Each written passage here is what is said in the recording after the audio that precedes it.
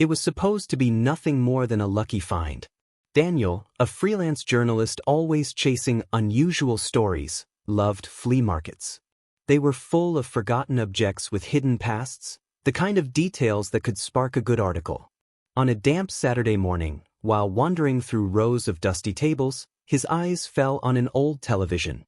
It was bulky, a wood-paneled set from the 70s, the kind with dials instead of buttons.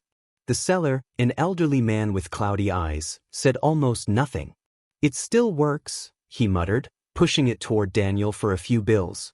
There was something unsettling about the way the man smiled, but Daniel brushed it off. He liked strange things, and a working vintage TV for almost nothing felt like a bargain. That night, Daniel carried it into his apartment and set it on a low table.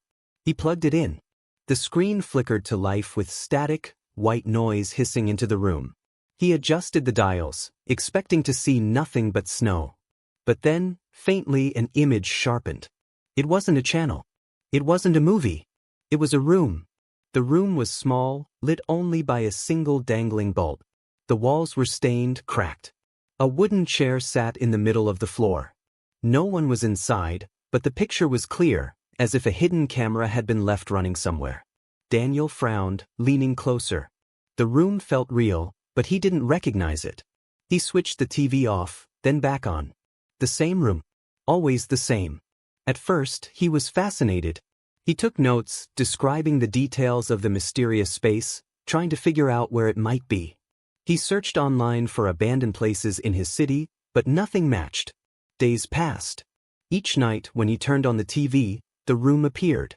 Sometimes the bulb swayed slightly as if stirred by a breeze. Once, the chair wasn't in the center anymore. It had shifted to the corner.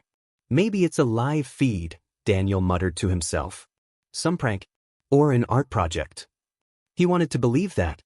Yet no matter when he turned it on, morning, midnight, afternoon, the feed never stopped. The room was always there. Empty, waiting. Then one night, everything changed. Daniel sat with a cup of coffee, the static buzzing softly. As usual, the room filled the screen. But this time, there was movement. A figure walked slowly into view, a man with blurred features, his face somehow indistinct. He sat down in the chair, folding his hands on his lap, and stared directly into the camera. No expression. No sound. Just staring. Daniel's skin prickled. "Who are you?" he whispered, though he knew the figure couldn't hear. The man sat silently for nearly 10 minutes, unmoving.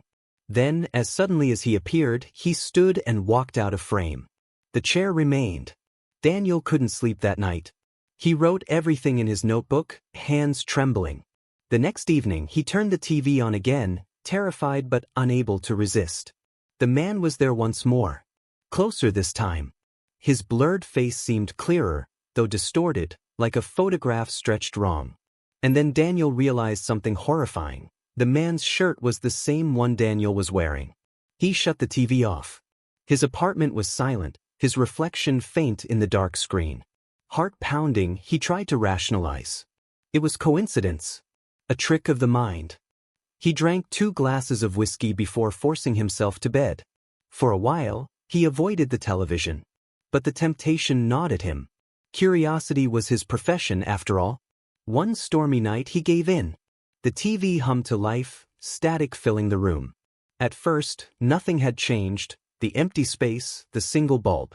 Then the camera shifted, panning slightly to reveal a wall Daniel had never seen before. On it, scrawled in black paint, were words, "Turn around." His stomach dropped. Slowly, against every instinct, he turned in his chair. Behind him, his apartment was empty. Nothing had moved. Yet when he looked back at the screen, the room was no longer empty. The blurred man was back, standing directly in front of the camera, so close his distorted face filled the screen. And this time, Daniel heard something. Through the hiss of static came a faint, wet breathing. He yanked the plug from the wall. The screen went black. For 3 days he avoided the set. He told himself he'd throw it out, take it back to the flea market, smash it with a hammer if he had to. But on the 4th night, when he walked into the living room, the TV was already on. He hadn't plugged it back in. He hadn't touched it. Yet the screen glowed, humming softly. The room was gone. Instead, the camera showed something he recognized instantly: his own bedroom. The same bedspread, the same desk, the same open notebook. The image was perfectly still, as though waiting.